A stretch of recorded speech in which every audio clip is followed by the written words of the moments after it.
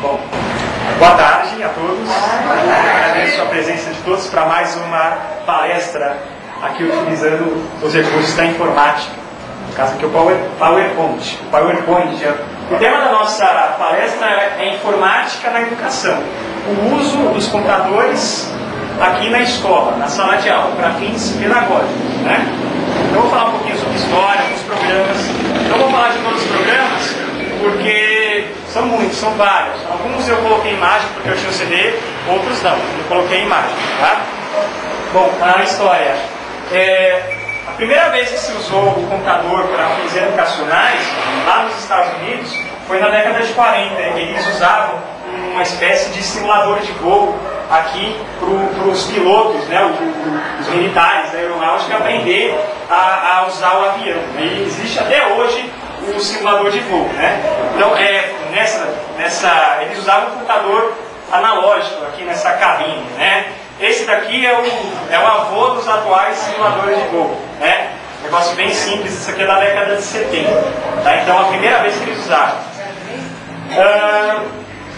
Bom, mas na informática, para uso pedagógico propriamente dito, tudo começou com esse cara aqui. Era um programador de um instituto de tecnologia muito conhecido, o MIT, né, o Instituto de Tecnologia de Massachusetts. Ele é da área de informática, de programação de computadores.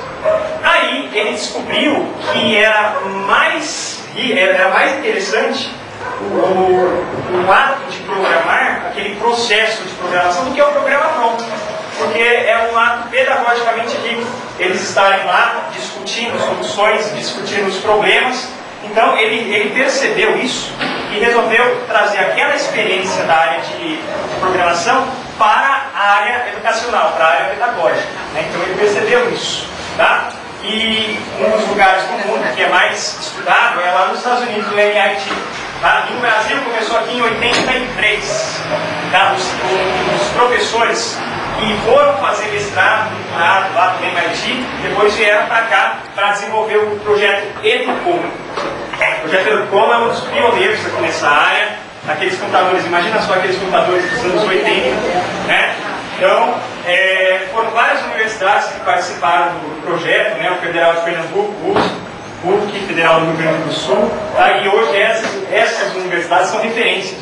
É uma referência na área de informática na educação. Tá? Alguma dúvida? Alguma pergunta? Podem perguntar. Agora uma experiência aí de sala de aula, laboratório de informática, também chamado de sala ambiente de informática, SAI. A melhor disposição dos computadores é nesta disposição. Desse jeito, organizado desse jeito. Apesar de que muitas vezes a gente vê computadores organizados de maneira infindável. Vocês têm espaço e tal, mas se puder escolher desse jeito, porque o professor fica aqui no centro da sala e vê tudo o que está acontecendo, vê o que os alunos estão fazendo. Agora imagina só se fosse aqui a sala, os computadores estivessem virados para lá e eu estou dando aula, não sei o que está acontecendo, não sei o que os alunos estão fazendo. Tá? Em muitos casos passa desse, melhora do jeito federado para esse. Em outros casos é um retrocesso. Nesse caso volta, né? Isso aqui é um dos projetos aí para resolver a questão da falta de computadores, né? Os alunos, eles resolveram fazer um computador, um laptop para os alunos, que custasse $100. No fim acabou saindo por 175. E é lá do MIT mesmo, nesse lugar aqui, tá? Ele precisa de energia elétrica? Não precisa, ele tem uma manivela, tipo um dínamo, que faz energia. Se eu não me engano, 1 minuto de carga dá 10 minutos, tá? Então o que acontece? Ele pode derrubar, é feito para quebrar mesmo, como se fosse um Fusca, né? É um projeto bem interessante, tá? Um laptop para cada criança, é uma sigla em inglês, One Laptop per Child. Tá? No Brasil já começou a estar o Lula aqui. Esse é o Nicolas Negroponte, é o professor lá do MIT, tá passando pro Lula. Tá? Esse cara não conhece, alguém conhece esse cara aqui? Parece o Laviedal. Parece o Laviedal. Bom, esse aqui é o modelo, né? Ele vira assim, que nem o iPhone, né? Tá assim e a tela fica desse jeito. Se ele virar, a tela fica, ela vira também a tela, como se fosse um caderno. tá? Ele é como se fosse uma pastinha que é a manivela, né? Aqui, ó, isso que eu estava falando, ele vira como se fosse um livro, a manivela dele, e é para os países em desenvolvimento, né? Brasil, Índia, nesse caso aqui é na Nigéria. Olha a felicidade da molecada dele. O Brasil já está começando, né? Já começou. Quem está começando? Algumas escolas supervisionadas pela USP, pela Unicamp, é aquele pessoal do projeto Educom. É como se fosse uma segunda fase. Tá? Então, eu acho que isso aqui é uma solução muito importante, uma solução fundamental. Daqui a pouco não vai ter mais cadernos, eles vão fazer anotação no próprio. Eu não sei se é tela sensível, né, todo screen, você sabe aquelas, né? Eu não sei se é o caso, mas tudo bem, é o de menos, tá? Tem a lousa digital também. A lousa digital. Aqui, ó. Alô. Você entendi a lousa digital. Mais ou menos assim, né? Tem o próximo, né? Em vez de eu ir lá no computador, atrapalhar aqui, né? Eu já faço aqui, né? Então é uma cena bem interessante. Tá? Agora não, vou passar aqui. Tá? Bom, essa daqui é uma das abordagens na informática e na educação, que é o instrucionismo e o construcionismo. Isso é muito importante.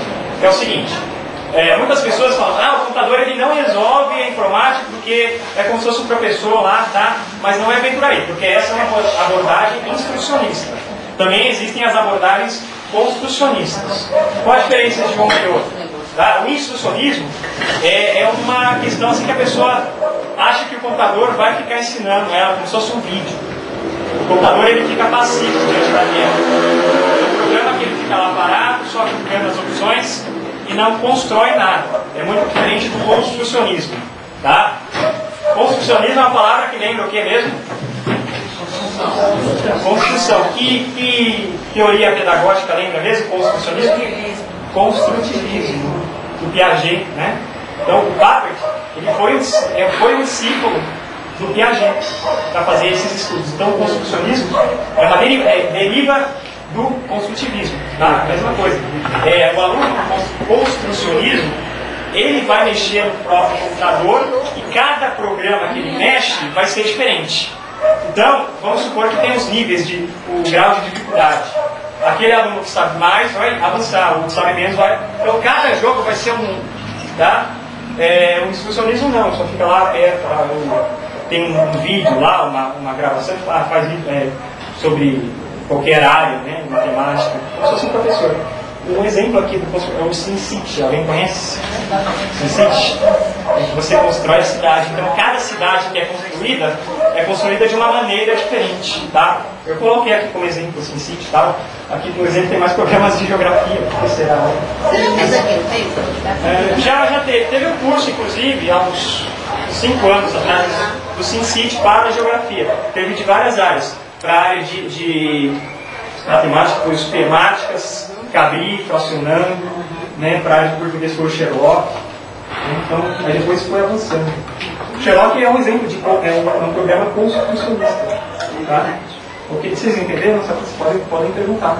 Tá? Nossa, tudo ok. Tudo bem? O SimCity é um exemplo aqui, tá? Do jogo de construcionismo. Tá? A partir dos anos 80, a ideia do cara era o seguinte, ele fazia um jogo de aviãozinho, né? E aí o que acontece? Ele percebeu que era mais legal construir o jogo do que fazer o jogo lá de aviãozinho para sobrevoar a cidade. Poxa, esse jogo é mais legal, fazer o jogo, o software de programação era mais interessante do que o produto final. Aí ele começou a fazer isso e desenvolveu um programa em que você tinha as ferramentas para construir as casas, as cidades. Eu vou colocar o trailer aqui, mas fica muito pesado, né, o trailer. Aí eu resolvi colocar umas imagens aqui, né? Na verdade, tudo isso começa com só vegetação, né? Aí você aumenta, você constrói essa montanha, você clica lá com o mouse e puxa, aí aumenta, se quiser diminuir, você diminui. Se afunda, aí faz um rio, pode fazer um vale, né? Você parece Deus, que faz a luz assim, né? É verdade, ele passa lá. Aí você coloca animais, árvores, né? Aí depois a primeira coisa a fazer nesse jogo é construir as zonas comerciais, industriais, industriais e residenciais.